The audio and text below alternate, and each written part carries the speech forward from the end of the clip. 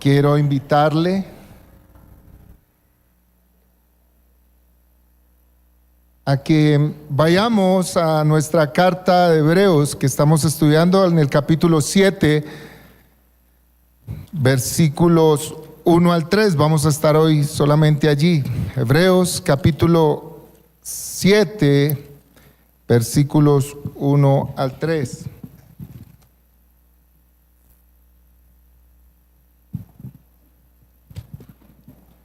Uy, no sé si en el estudio arranqué la carta de Hebreos y no me di cuenta. No, aquí está. Ya.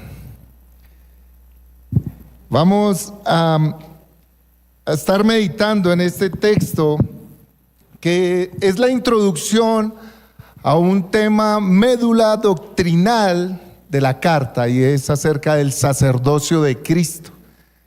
El capítulo 7 se va a enfocar en esa médula de enseñanza acerca del sacerdocio de Cristo, y obviamente estos primeros versículos nos van a introducir al tema. Así que le invito a que se coloque en pie. Estas son pausas activas y también para mantenernos activos, ¿no? Entonces, vamos a leer Hebreos capítulo 7, versículos del 1 al 3, y leo de la versión Nueva Biblia de las Américas. Dice: porque este Melquisedec, rey de Salem, sacerdote ¿de quién? Del Dios Altísimo, que se encontró con Abraham cuando éste regresaba de la matanza de los reyes, y lo bendijo, y Abraham le entregó el diezmo de todos los despojos. El nombre de Melquisedec significa primeramente rey de justicia, y luego también rey de Salem, esto es rey de paz. Sin tener padre ni madre y sin genealogía, no teniendo el principio de días ni de fin de vida, siendo hecho semejante a ¿quién? Permanece sacerdote a perpetuidad. Amén. Puede tomar asiento. Tras un breve interludio, un paréntesis que el escritor de la carta a los Hebreos hace, haciendo una serie de advertencias y exhortaciones, vuelve a retomar un tema que ha venido tratando y que desde aquí, desde el púlpito, se ha tratado, acerca del sacerdocio de Jesús, ¿cierto? Y en especial en el capítulo 5, versículo 6, el escritor hace una referencia al Salmo 110, versículo 4, donde el Señor afirma: y tú serás sacerdote para siempre según el orden de Melquisedec. Está hablando de Jesucristo, y está hablando de que Jesucristo, en ese momento el salmista lo expresa así, y vamos a entender con mayor profundidad de esto, que el Señor está diciendo: tú vas a ser sacerdote según el orden de Melquisedec. Esto es una declaración muy importante y que nos pone un desafío en esta mañana de responder a la pregunta: ¿quién es Melquisedec? ¿Cierto? ¿Y qué clase de sacerdocio es el que él ejerce? Para poder comprender esta pregunta nos ayuda para poder comprender qué es lo que está detrás del sacerdocio que ejerce Melquisedec. Aquí lo importante no es Melquisedec. El escritor, usted se va a dar cuenta que aun cuando toma a Melquisedec, su énfasis está y su intención al hacer este ejercicio de hablar a los oyentes que está hablando, los judíos hebreos, ¿cierto? Es tratarles de hacer de ver lo que está detrás de Melquisedec. Entonces, tenemos ese desafío de desempacar y de entender en qué consistía ese sacerdocio que ejercía Melquisedec. Y al entenderlo vamos a poder comprender lo que está detrás de ese sacerdocio. Así que lo primero que quiero que veamos es Melquisedec y su orden sacerdotal. ¿Por qué así? Porque vamos a ver qué clase de sacerdocio hay. Hay muchas clases de sacerdocio, hay muchos tipos de sacerdocio, pero este es un sacerdocio especial, al cual el escritor, inspirado por Dios, es el que quiere que hagamos. Prestemos atención, porque es el sacerdocio que Dios ha validado. Entonces, miremos. En el primer versículo dice: porque este Melquisedec, que era rey de Salem, y sacerdote del Dios Altísimo, que se encontró con Abraham cuando éste regresaba de la matanza de los reyes y lo bendijo. Vamos a ver una serie de características que aquí este pasaje nos arroja acerca del sacerdocio de Melquisedec. Y obviamente hace referencia a un evento, ¿cierto?, que ocurrió en el Antiguo Testamento cuando Melquisedec sale al encuentro de Abraham. Y está en el capítulo 14, versículos 17 de Génesis, y dice de la siguiente manera: a su regreso, al regreso de Abraham, de la derrota de no saben cómo trabaja este nombre, Kedorlaomer, y los reyes que estaban con él, salió a su encuentro el rey de Sodoma en el valle de Sabe, es decir, el valle del rey. Melquisedec, rey de Salem, sacó pan y vino. Él era sacerdote del Dios Altísimo y lo bendijo diciendo: bendito sea Abraham del Dios Altísimo, creador del cielo y de la tierra, y lo bendijo, y sea el Dios Altísimo que entregó tus enemigos en tu mano. Y Abraham dio el diezmo de todo su botín.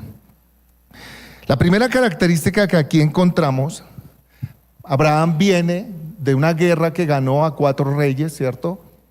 Y cuando va de regreso a su tierra, sale Melquisedec, ¿cierto? Salieron otros reyes, salió el rey de Sodoma a recibirlo, a agradecerle, ¿cierto? Pero sale este rey que era Melquisedec, que era rey ¿de dónde?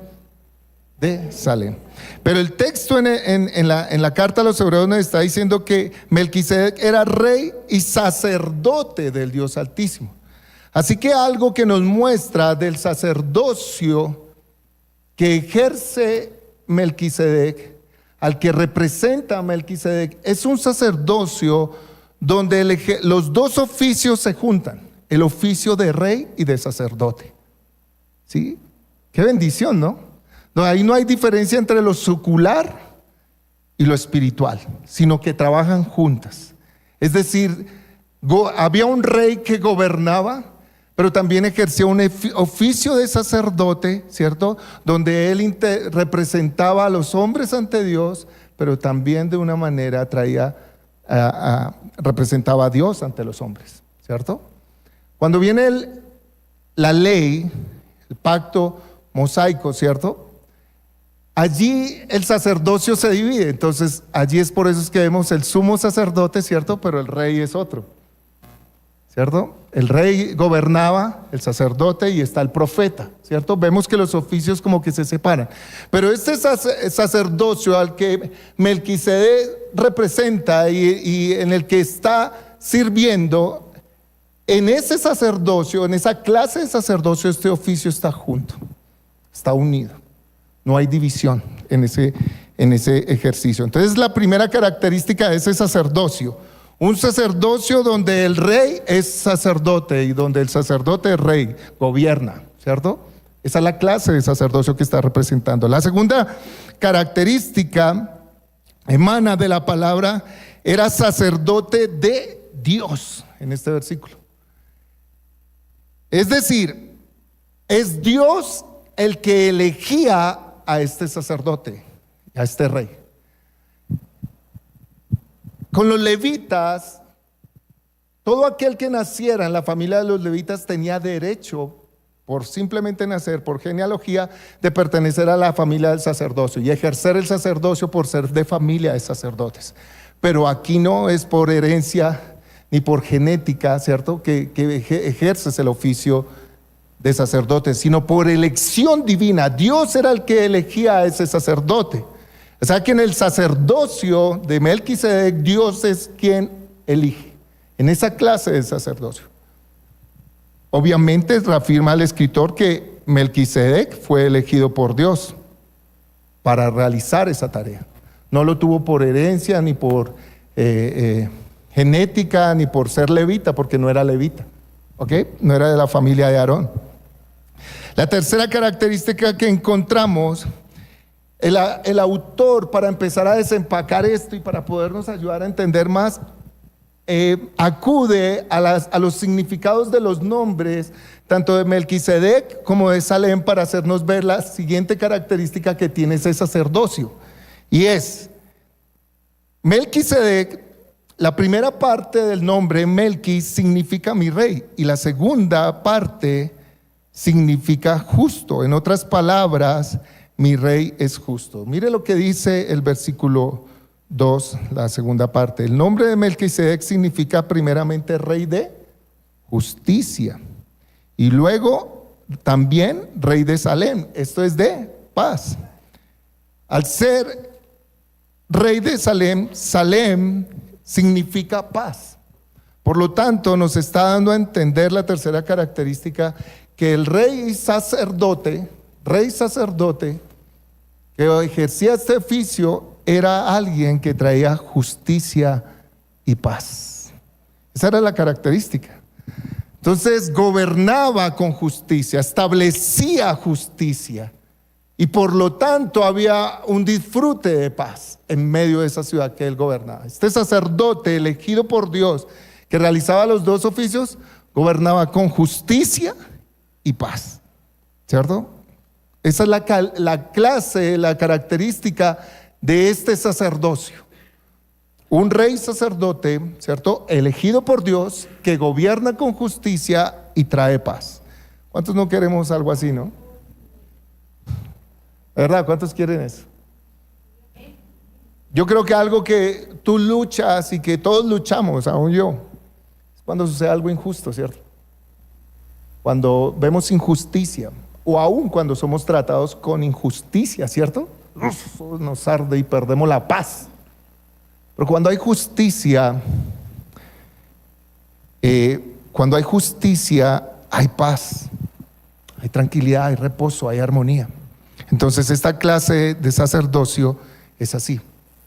Y la cuarta característica que el texto nos revela está en el versículo 3. Dice, sin tener padre ni madre y sin genealogía, no teniendo principio de días ni fin de vida, estaba determinado que no solamente los descendientes de Abraham,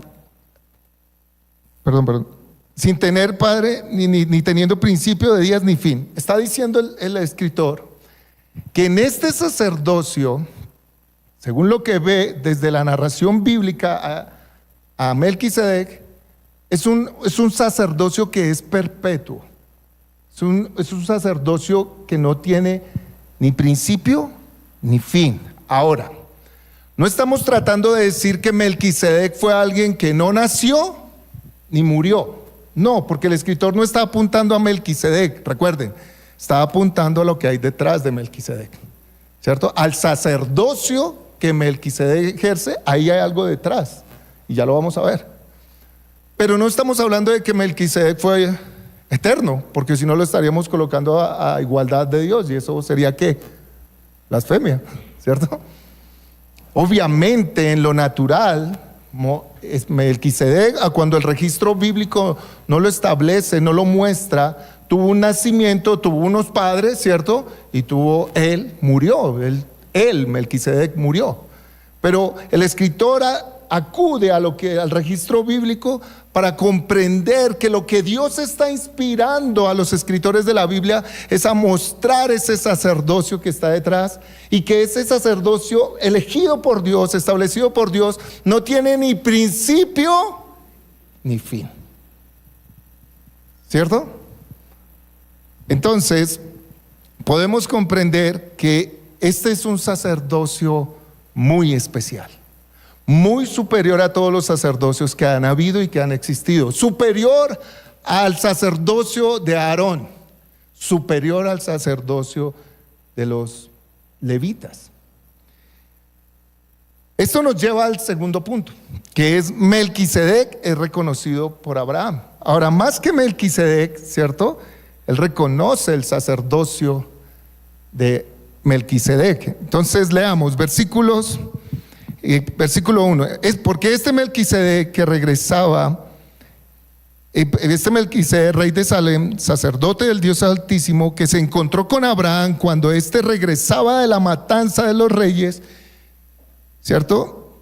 y Abraham le entregó los diezmos de todos los despojos. Ahora miren, aquí el escritor de Hebreos está diciendo que él se lo encontró. Cuando tú vas al texto de Génesis, dice que Melquisedec salió al encuentro. Entonces lo que podemos entender es que Melquisedec intencionalmente sale al encuentro de Abraham, ¿cierto? Y se lo encuentra, porque Abraham va de camino, ¿cierto? Ahora, ¿qué pasa allí? Cuando él se lo encuentra, dice que lo bendijo. Ustedes recuerdan que en la promesa que Dios le había dado a Abraham, dijo que él sería bendito y que su genealogía sería bendita sobre todas las naciones de la tierra, ¿cierto? Cuando sale este rey, en el relato bíblico, en la narración bíblica, tú encuentras que es el único momento en que hay una expresión de bendición hacia Abraham. Por lo tanto, en la tradición, el que bendice es el mayor al menor, ¿cierto? Entonces, Melquisedec, sacerdote del Dios Altísimo, el mismo Dios de Abraham, Abraham pudo ver a través de ese acto de bendición, ¿cierto? Al parecer, que el sacerdocio que ejercía Melquisedec verdaderamente provenía de Dios, ¿cierto? Así que él lo reconoce como sacerdote de Dios. Acto que le lleva a Abraham a traer todos los diezmos del botín, ¿cierto? Y los entrega al sacerdote, porque en la tradición era cuando tú traías una ofrenda la traías al sacerdote. Pero aquí Abraham está reconociendo a Dios, ¿cierto? Así que él adora, exalta a Dios, bendice a Dios, ¿cierto? Al traer esa ofrenda y en reconocimiento al sacerdocio que ejerce Melquisedec, se las entrega a él, ¿cierto? O sea que de una u otra forma, Abraham está reconociendo que el sacerdocio que ejerce Melquisedec es de Dios y que en eso él es superior a Abraham, por eso le entrega la ofrenda a él. Ahora, ¿qué pasa acá? Esto no era fácil para el contexto al que está hablando el escritor, porque recuerden que le está hablando a hebreos, a judíos que están pasando persecución, que están siendo tentados a volver al judaísmo, que están siendo tentados a menospreciar a Cristo, ¿cierto? Y volver a las tradiciones y a los ritos del judaísmo, ¿cierto? Así que a decirles a ellos que Abraham mismo reconoce que hay otro superior a él, para ellos eso era una bomba. Para ellos eso era terrible, ¿cierto? Pero lo que el escritor tiene la intención es de hacerles ver a aquel que es superior. Porque si ven que aquel que es superior a Abraham, superior a los ángeles, superior a los profetas, superior a las tradiciones, superior a los sacrificios, ellos no iban a dejar a aquel que es superior que ellos. Y yo creo que nosotros necesitamos eso, hermanos. Cuando yo estudiaba el texto, veía cuánto necesitamos nosotros que Dios, por medio del Espíritu Santo y de su palabra, nos deje ver a Cristo en la grandeza y superioridad que Él tiene en todas sus áreas, en toda su plenitud, en todos sus atributos.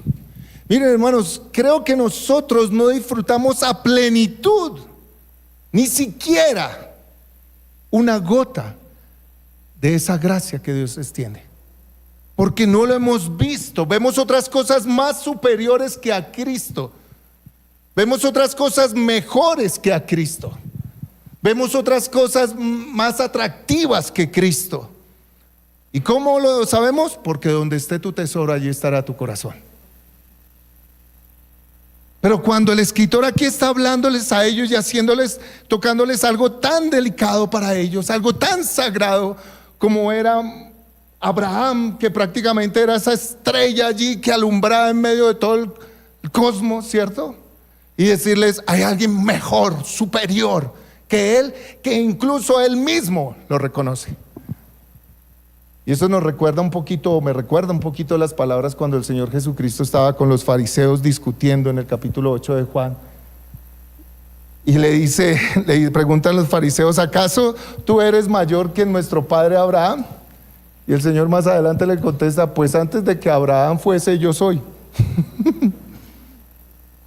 No era fácil para ellos que les tocaran esto, pero el escritor quiere hacerles ver que hay un sacerdocio superior que el mismo Abraham reconoció, y por eso adoró a Dios honrando ese sacerdocio.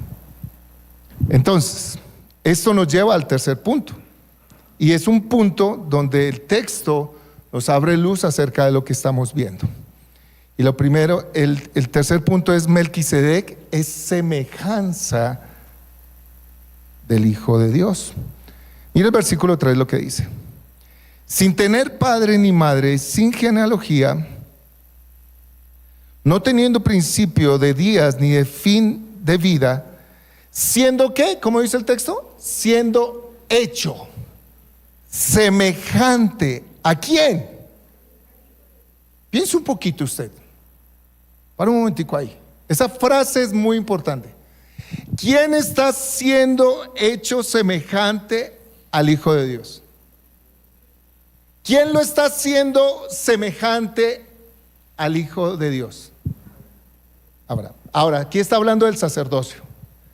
Entonces, lo que entendemos, escuchen esto porque aquí nos abre la luz este texto.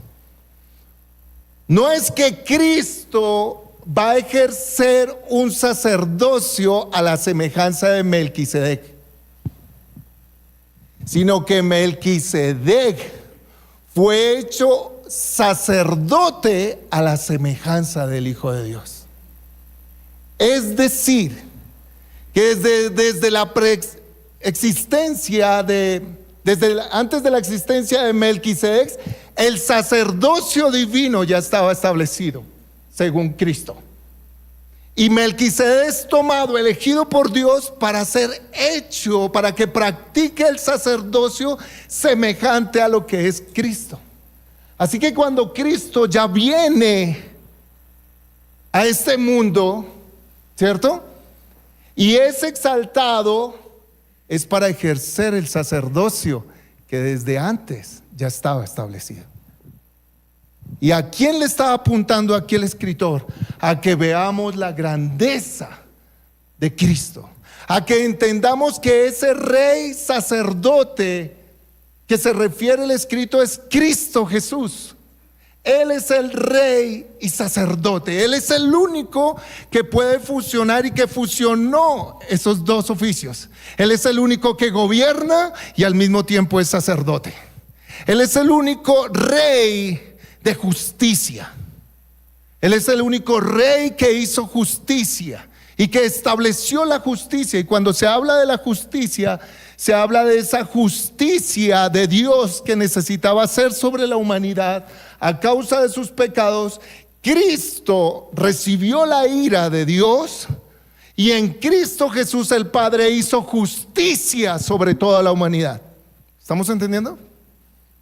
Por eso Cristo en sus padecimientos estableció la paz. ¿Entre quién? Entre Dios y los hombres. Él es el único que ha hecho eso. Eso no lo hizo Melquisedec. Él es el único que ha establecido la justicia, y por su sacrificio nosotros somos justificados.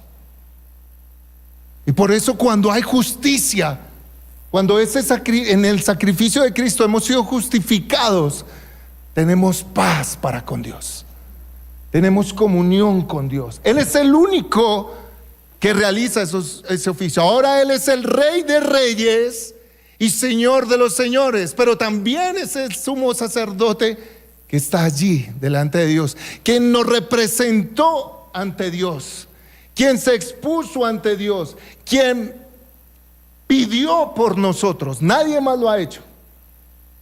Y por medio de Él tenemos justicia y paz. Ahora, mire lo que dice el Salmo 85:10 acerca de Jesús y de este tema de la justicia y la paz. Salmo 85:10. La misericordia y la verdad se han encontrado en Jesús. La misericordia y la verdad se han encontrado. La justicia y la paz se besaron. Una forma poética y hermosa de la poesía hebrea que nos trata de hacer ver cómo en Cristo, cómo es posible que en un acto de ira, en un acto de justicia donde está siendo castigado no por sus pecados sino por los nuestros, porque como sumo sacerdote se presenta por nosotros, ¿cierto? Él se presentó por nosotros, está recibiendo ira, el enojo, la justicia de Dios está haciendo sobre él. ¿Cómo es que se encuentre allí? Se encuentran la misericordia y la verdad. ¿Y cómo es que la justicia allí se dan un beso? Porque solamente en el acto de Cristo, como rey sacerdote, es que hay justicia, pero de la misma forma brota la gracia, el favor de Dios, el perdón de Dios, la misericordia de Dios. De tal manera que cuando tú y yo en verdad hemos tenido un acto de reconciliación con Dios, hemos sentido la justicia, es decir, yo he pecado y la debo. ¿Y cuál es la paga de mi pecado? Merezco la muerte, merezco estar separado de Dios, merezco la lejanía de Dios, merezco para siempre estar condenado al infierno y a estar separado eternamente con Dios. Eso es justo, eso lo merezco, Señor. Cuando tú verdaderamente te encuentras con Cristo, sientes eso. Y es allí cuando la gracia se despierta y te muestra a aquel que sin pecado se ofreció por ti y pagó el precio de tu pecado para que no estés eternamente separado de Dios, sino que por medio de él te reconcilies con Dios. Y cuando tú realmente y yo nos reconciliamos con Dios, es cuando la justicia y la paz se besan. Solo cuando reconozco a este sumo sacerdote, solo cuando reconozco a este rey y sacerdote que es Cristo.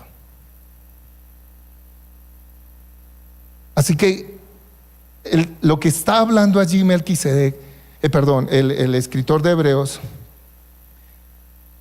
es que nosotros tenemos que ver que el sacerdocio de Cristo es superior a todos los sacerdocios.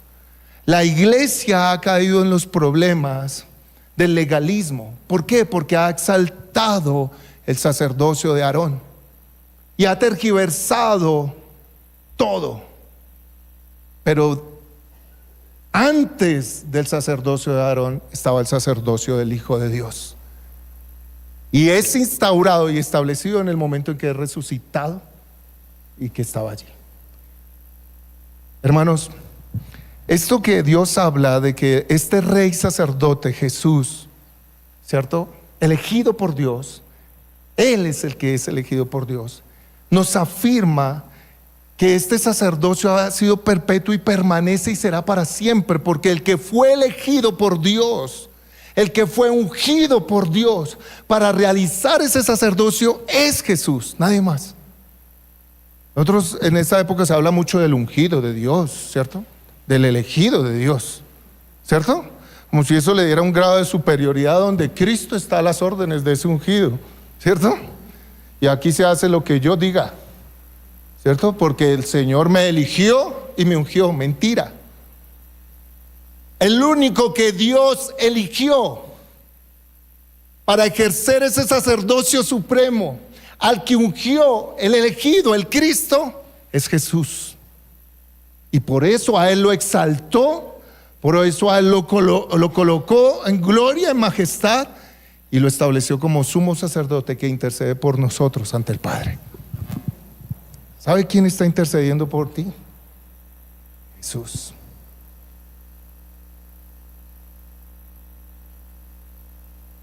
Aquí no es la importancia del sacerdocio de los hombres en este texto, desde lo que este texto arroja. Es que tenemos que ver que hay un sacerdote superior que se llama Cristo el Señor. Ahora, ¿por qué este tema de la justicia y la paz? El escritor de pronto lo nombra así: primero justicia y primero paz. Eso no es por escribirlo así, eso tiene una intención también. Acuérdese que la palabra de Dios es inspirada ¿por quién? Por Dios, por el Espíritu Santo. Y cada coma, aún Jesús dijo, cada punto, coma, es inspirado por Él. Porque, hermanos, mientras no experimentemos la justicia de Dios a través de Cristo y la justicia que recibimos a través de Él y la justificación que Él nos da, tú y yo no vamos a tener paz para con Dios. Isaías capítulo 42 dice: no hay paz para el impío. No hay paz para el impío. No hay paz para él.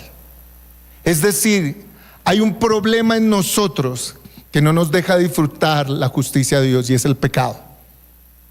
Y mientras nosotros estemos huyendo, mientras nosotros nos estemos escondiendo, mientras nosotros no estemos reconociendo, mientras nosotros no estemos aceptando que necesitamos a este sumo sacerdote, rey sacerdote, que traiga justicia y paz a nuestras vidas, el pecado nos va a mantener como alejados, en contra de Dios.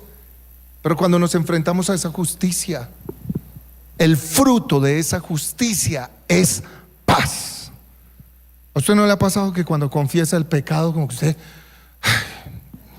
lo mismo que hace uno es, ay, lo dije? Hace un tiempo, hace una semana, estuve en una cita con una joven y dijo: pastor, llevo años cargando con esta culpa de mi pecado, y solo hasta hoy lo pude confesar y expresarlo. A nadie lo había dicho. Bueno, menos mal se lo estás diciendo al Señor, porque se lo estás confesando al Señor. ¿Qué sientes? Uy, te lo pude decir, pero ahora necesitas la paz de Dios, que viene por el perdón y por el arrepentimiento, porque tú reconozcas tu pecado y en arrepentimiento le pidas a Dios que te perdone y te reconcilie con Dios, y por ello te vendrá paz, dice la Escritura. Pedro le dijo en su primera predicación a los judíos: ¿qué hacemos? Somos culpables de haber matado al Hijo de Dios. Dijo: pues arrepentíos y convertíos para que vengan de la presencia de Dios tiempos de refrigerio, de paz. ¿No tienes paz en tu corazón? Examínate, en serio. Tú y yo hoy estamos ante Dios. Yo ya me examiné porque el texto me llevó a eso. Por eso puedo decirte ahora, hagámoslo juntos. ¿No tienes paz en tu corazón? Es porque no te has reconciliado correctamente con Dios y no has experimentado la justicia de Dios a través de Cristo. ¿No hay paz en tu hogar? Eso es porque, créame, hermano, algo está ocurriendo, que en tu hogar no está este rey sacerdote gobernando y trayendo paz a sus vidas, porque algo de pecado hay en tu hogar o en alguno de los miembros de tu hogar. No, pastor, no, yo he sido fiel a mi esposa, yo no, es que eso no solo, ese no es el único pecado, hermano. La soberbia, el orgullo, la vanagloria, la terquedad, la necedad, ¿cierto? Las mentiras. El Señor dice: someteos unos a otros, ¿cierto? Parece que solamente leemos: maridos, mujeres, sométanse a sus maridos, ¿cierto? Pero antes el escritor empieza diciendo: someteos unos a otros, ¿cierto? Y empieza a desglosar el sometimiento. Tenemos un trabajo también de someternos, hermanos, hermanas, unos a otros, porque no hay paz en tu hogar. Algo de la justicia de Dios a través de Cristo, de este rey de sacerdote, falta en tu vida y falta en tu hogar. Falta de pronto que este sacerdote, rey, esté gobernando tu vida y esté gobernando realmente tu hogar. Por eso no hay paz, porque créeme, cuando Cristo llega a tu vida, tú le permites que Cristo sea el rey sacerdote, tú crees a lo que Él es y lo aceptas en ti, lo reconoces y le permites a Él que Él sea el dueño, el gobernante de tu corazón, el sacerdote de tu vida. Él te va a gobernar con justicia y paz, de tal manera que tú llevas tu vida a vivir en justicia y en paz, y automáticamente a tu hogar empieza a experimentar esa vivencia en justicia y en la paz de Dios. Pero todo es gracias a este sumo sacerdote. Todo gracias es a Cristo. ¿Cómo están tus relaciones laborales? Tus relaciones de amistad. ¿No tienes paz? Hay contiendas, hay pleitos. ¿Qué hay? Créeme, algo falta de Cristo en tu vida, de este sacerdote que esté gobernando en tu vida para que tú estés caminando en justicia. ¿Sabes por qué? Porque Proverbios dice que cuando los caminos del hombre son agradables a Dios, aún a sus enemigos hace estar en paz con él. Pero es que usted no me quiere. Usted camine en la justicia de Dios, viva en la justicia de Dios y verá que aún a ese el Señor lo hace estar en paz con usted. Pero es que me aborrece. Sí, pero el Señor lo hace que lo trate bien. Yo no sé, algo le hace el Señor a nuestros enemigos. Paz. ¿Qué podemos concluir con esto de manera práctica? Lo primero que tenemos que concluir es que Jesucristo es el Rey de justicia y paz, el sacerdote elegido por Dios para siempre. No tiene ni principio ni fin. Es el sacerdote elegido por Dios para gobernar con justicia y traer paz a la humanidad en su relación con Dios, para reconciliar a los hombres con Dios como sumo sacerdote, pero para gobernar al pueblo de Dios en la justicia de Dios. Eso es lo primero que tenemos que concluir. Jesucristo es el Rey sacerdote de justicia y paz, el sacerdote elegido por Dios para siempre. No hay otro, hermano, no hay otro. Si usted rechaza a Cristo, rechaza al único sacerdote que intercede por usted. No hay otro. Eso no se trata de, hermano, ¿está rechazando la iglesia? Hermano, ¿está rechazando al hermano tal, al pastor tal? Pero si usted intrínsecamente, al poner esas excusas de la iglesia, el pastor, lo que está haciendo es rechazar a Cristo, tiene un problema grave y por eso no tiene paz con Dios. Él es el que a Dios ha elegido. Y tú tienes que, como Abraham, reconocerlo y adorar a Dios, darle tu vida a Dios. Cuando uno reconoce, podemos ver que uno, cuando reconoce a Cristo como ese sumo sacerdote, automáticamente uno quiere dar. Yo no les voy a hablar de prosperidad, tranquilo. Voy a hablar lo que el Señor pide: nuestros corazones. Automáticamente queremos darle nuestra vida, darle nuestro corazón, darle nuestra obediencia, darle la gloria, darle la alabanza. Es decir, que si somos de la simiente de Abraham, que es Cristo, reconocemos a Jesús como el Rey sacerdote supremo de nuestras vidas y de todo lo que hay. Reconoce a Jesús, acepta que no hay otro como Él. Aquí tú y yo tenemos es que reconocer a Cristo, reconocerlo de manera práctica, como Abraham, darle de todo lo que Él nos ha dado, darle de todo lo que Él nos ha entregado por gracia y misericordia, y darle nuestras vidas a Él.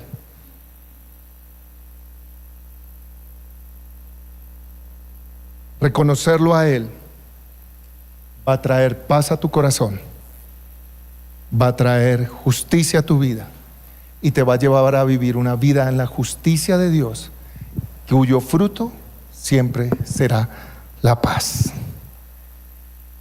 ¿Cómo reconoces a este hombre, a Jesús, Rey sacerdote de Dios? ¿Cómo lo reconoces?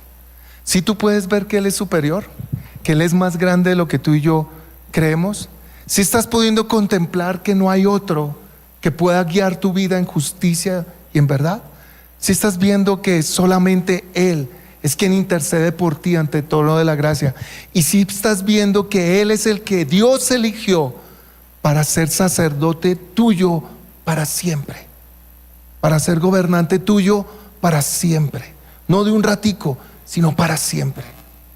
Si tú hoy lo reconoces, Si tú hoy el Espíritu Santo te ha ayudado a verlo más en su gloria y en su majestad y lo reconoces, no hay otra forma que responder como respondió Abraham, con una actitud de adoración a Dios, de gratitud a Dios por elegir a Cristo, por darnos ese sacerdote, pero también entregando de todo nuestro corazón, dando todo lo que Él nos ha dado, la vida que nos ha dado, dársela a Él para que Él la gobierne en justicia y la guíe en la paz de Él. Amén. Inclina tu rostro.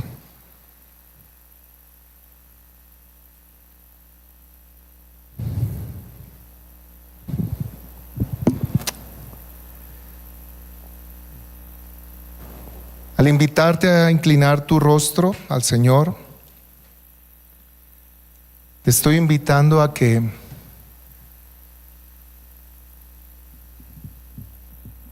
lo reconozcas y no que te quedes allí callado, sino que si tú has podido oír la voz de Dios hablando a tu corazón, yo creo que cuando a uno le hablan, lo más decente es responder, ¿cierto? Y hables con Dios, te acerques a este gran sumo sacerdote que está aquí. Este gran sumo sacerdote que dijo: yo estoy donde hay 2 o 3 reunidos en mi nombre, allí estoy yo. Este gran rey sacerdote que es Jesús, que es el que trae justicia a tu vida, paz, perdón, reconciliación. Y creo que esta es una mañana no solo para reconocerlo, sino para aceptarlo en verdad en nuestras vidas. Y si no tienes paz en tu corazón, te acerques a Él, le digas: perdóname, yo sé que mi pecado, que mi maldad, mi iniquidad, mi incredulidad me han alejado de ti. Yo reconozco que tú eres ese príncipe de paz y ese gobernante justo. Yo no quiero que otro gobierne sobre mí sino tú, Señor. Por eso hoy me arrepiento. Y si hay un pecado que tengas que confesárselo, hazlo. Estás delante de Él. Y deja que Él con su sangre te limpie, te justifique. Recibe la paz del perdón de Dios. Recibe la paz de Él a tu corazón, de reconciliación con Dios, de perdón por esa falta, por ese pecado. Si crees que por tu pecado no hay paz en tu hogar, pídele perdón, reconcíliate hoy con Dios y entrégate al gobierno de Cristo y a su sacerdocio para que Él te lleve a vivir una vida espiritual en la justicia de Dios y disfrutes de paz en tu hogar, en lo que vives. Señor, en esta mañana te reconocemos como el rey sacerdote que el Dios, el Padre, eligió, que el Dios Altísimo estableció, que el Dios Altísimo apartó para traer justicia a nuestras vidas y paz para contigo. Señor Jesús, tú eres el Rey y tú eres aquel que intercede por nosotros ante el Padre. Ten piedad de nosotros, Señor Jesús. Perdona nuestros pecados, perdona nuestras ofensas, perdona nuestra incredulidad, perdónanos. Porque tú fuiste aquel que recibió la ira de Dios y en ti se hizo esa justicia por nuestros pecados. Tú te expusiste por mí ante la ira de Dios y el Padre hizo justicia en ti de ese pecado mío. Sé propicio a mí, Jesús, y sálvame de este pecado. Sálvanos de esta iniquidad. Justifícame, Señor, en ti. Intercede por mí y dame la dicha, el gozo de tu perdón, la paz de tu salvación, la dicha de volver al Padre, la dicha de volver a Dios y de poder levantar mi rostro a Dios y mirarlo sin culpa, sin condenación, no por mis obras, sino por lo que tú hiciste por mí en la cruz. Tú eres el sacerdote, tú eres el rey para siempre, y que mi vida para siempre te reconozca, te adore, te sirva. Mi vida para siempre te exalte, mi vida para siempre te mire por encima de todo lo demás, por encima de toda persona, por encima de todo. Yo te pueda mirar a ti, Jesús, como ese rey y sacerdote de justicia y paz para mi vida. Amén.